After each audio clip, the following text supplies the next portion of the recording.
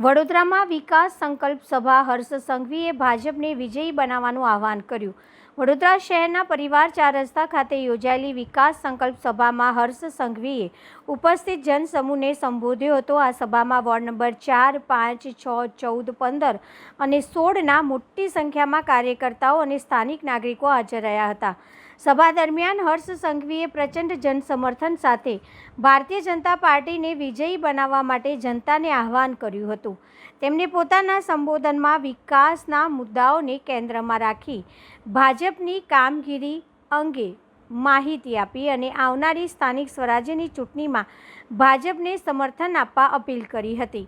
સભા દરમિયાન હાજર રહેલા કાર્યકર્તાઓમાં ઉત્સાહનો માહોલ જોવા મળ્યો હતો, જ્યારે સ્થાનિક સ્તરે પણ ભાજપને મળતા વધતા જનસમર્થનની ચર્ચા તેજ બની રહી છે। વડોદરા શહેરમાં ચૂંટણી પ્રચાર હવે જોરશોરથી ચાલી રહ્યો છે અને તમામ રાજકીય પક્ષો જનતા સુધી પહોંચવા માટે સક્રિય છે।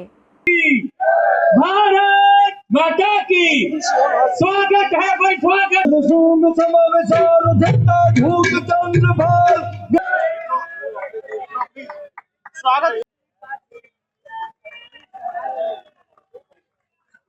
નગરજનોને વિનંતી છે કે આવનારા દિવસોમાં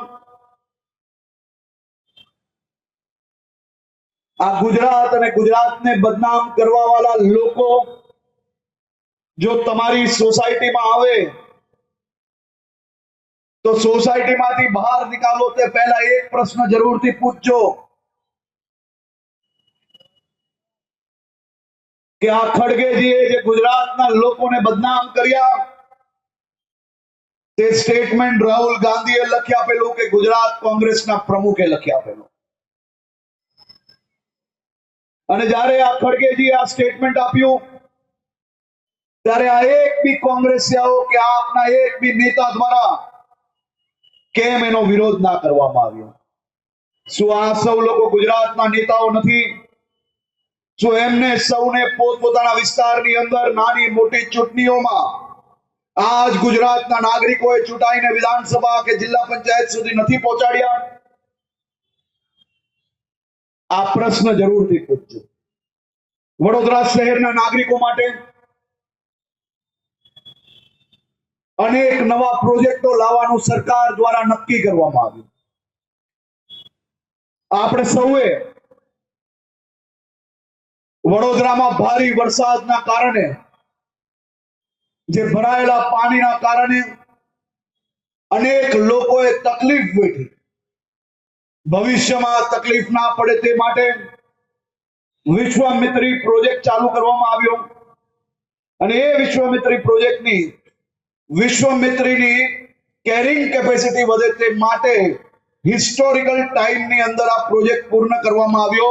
હવે આખો આ પ્રોજેક્ટને હજી એક સ્ટેપ આગળ વધારતા આ રીડેવલપમેન્ટના પ્રોજેક્ટને આગળ વધારવાનો રાજ્ય સરકાર દ્વારા નક્કી કરવામાં આવ્યો છે। વડોદરા શહેરના નાગરિકો માટે 75 મીટરના રિંગ રોડ બનાવવા માટેનો નિર્ણય લેવામાં આવ્યો। સુરસાગર લેક પર, સુરસાગર તળાવમાં શિવજીની અલૌકિક પ્રતિમા જે આપને સૌને ભાવનાત્મક કરી લેતી હોય છે, એ સુરસાગર લેક પર લેઝર શો, ફાઉન્ટેન શો અને ઐતિહાસિક અદ્ભુત આરતીની વ્યવસ્થા એ રાજ્ય સરકારના વિભાગોમાંથી મહાનગરપાલિકા સાથે મળીને વડોદરા શહેરના નાગરિકો માટે ઊભી કરવાનો નિર્ણય લેવામાં આવ્યો છે।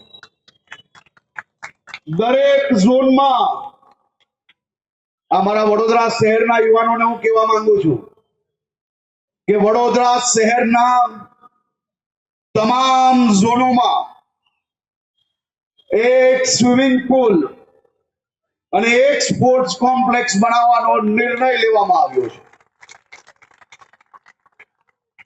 અર્બન હાર્ટ દ્વારા મારા યુવાન સાથીઓ માટે એક અદ્ભુત સ્થળનું નિર્માણ કરવામાં આવવાનું છે।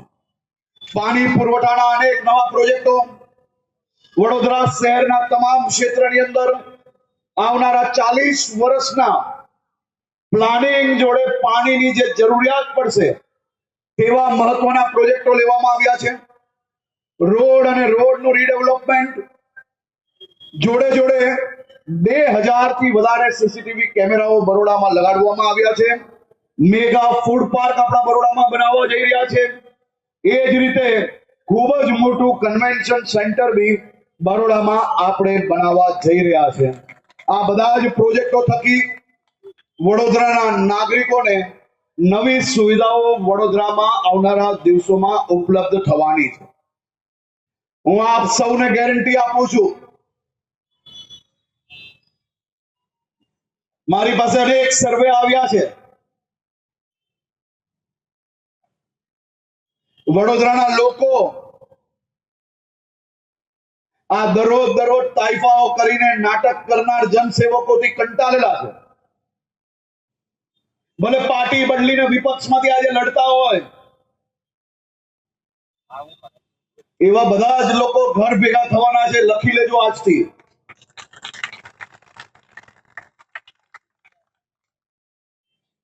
અને પરિસ્થિતિ એવી છે કે જ્યાં જાય છે ત્યાં લોકો સવાલ પૂછે છે કે તમે માત્ર વિરોધ જ કરો છો, તમને જે જવાબદારી આ વિસ્તારના નાગરિકોએ આપેલી એ જવાબદારીના ભાગરૂપે જે કામ તમારે કરવાનું હતું એ કામ કરવાની બદલે ન્યૂઝપેપરની અંદર હેડિંગ બનાવવા માટે માત્ર ને માત્ર વિરોધ કરીને આખા વોર્ડોને નુકસાન કરનાર લોકોને જ્યાં જાય છે ત્યાં લોકો પ્રશ્ન પૂછે છે. આ પ્રકારના લોકોનો સંપૂર્ણ સફાયો થવાનો છે. મારા ભારતીય જનતા પાર્ટીના કાર્યકર્તાઓને હું આજે વિનંતી કરવા આવ્યો છું કે આ જ રીતે મજબૂતાઈથી કામ કરતા રહેજો. લોકોના દુઃખમાં ઉભા રહીને આપણે તાઇફાઓ કરવાની જરૂર નથી. એ દુઃખ કઈ રીતે દૂર થાય તે માટે ખભે બેસાડીને લોકોના કામ પૂરા કરવાની શક્તિ આપણે રાખવાની છે.